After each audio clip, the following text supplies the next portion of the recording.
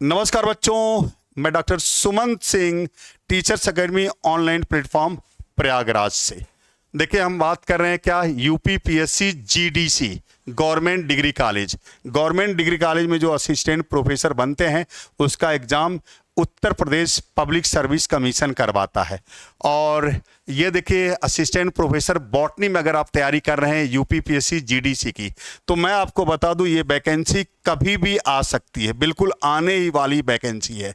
और आप उसके लिए बिल्कुल कमर कस लीजिए कि आपको सिलेक्शन लेना ही लेना है। तो ये सोच के अपनी तैयारी में आप लगिए, ठीक है। अब देखिए, हम बात करेंगे कि नई विज्ञप्ति, तो मैंने नई विज्ञप्ति के लिए बात बता दी कि बिल्कुल आने ही वाली है, कभी भी आ सकती है वो वैकेंसी, कभी भी वैकेंसी आ सकती है। लेकिन आपको तैयारी करने के लिए समय चाहिए। आपको पता है कि रातों रात तैयारी करके या 2 महीने 3 महीने तैयारी करके सिलेक्शन नहीं पाया जा सकता है, उसके लिए लगना पड़ता है। तो आप इसकी तैयारी शुरू कर सकते हैं। मैंने एक जो है इसका एक नया बैच लॉन्च किया, असिस्टेंट प्रोफेसर बॉटनी का यूपी पीएससी जीडीसी अंतिम प्रहार बैच, ये लॉन्च किया। आप इस बैच से हमसे जुड़ सकते हैं। मैं बता दूं इसकी एलिजिबिलिटी क्राइटेरिया क्या है। आप उस बॉटनी में एमएससी हो प्लस पीएचडी हो, आप एलिजिबल हैं।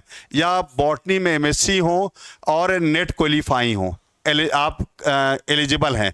या आप एमएससी बॉटनी हो, सेट या स्लेट भी क्वालिफाई हैं, तो आप इसके लिए एलिजिबल हैं। अब देखिए क्या है इनका एग्ज़ाम पैटर्न। इनका एक एग्ज़ाम होता है जिसमें आपका 120 सवाल आते हैं, 90 और 30। 90 सवाल बॉटनी के आएंगे, 30 सवाल आपके जीके के आते हैं। जीके इनका स्टैटिक जीएस होता है।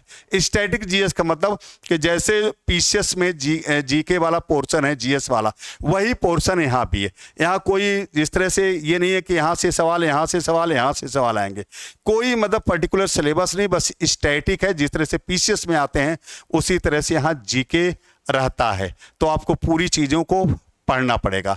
तो सिलेक्शन के लिए जीके का भी मतलब होता है। तो और यहाँ देखिए, इस पेपर में माइनस मार्किंग भी है। यहाँ यूपी पीएससी जीडीसी का जो एग्ज़ाम होता है उसमें माइनस मार्किंग भी होती है। 1/3 माइनस मार्किंग है, 1/3 माइनस मार्किंग है।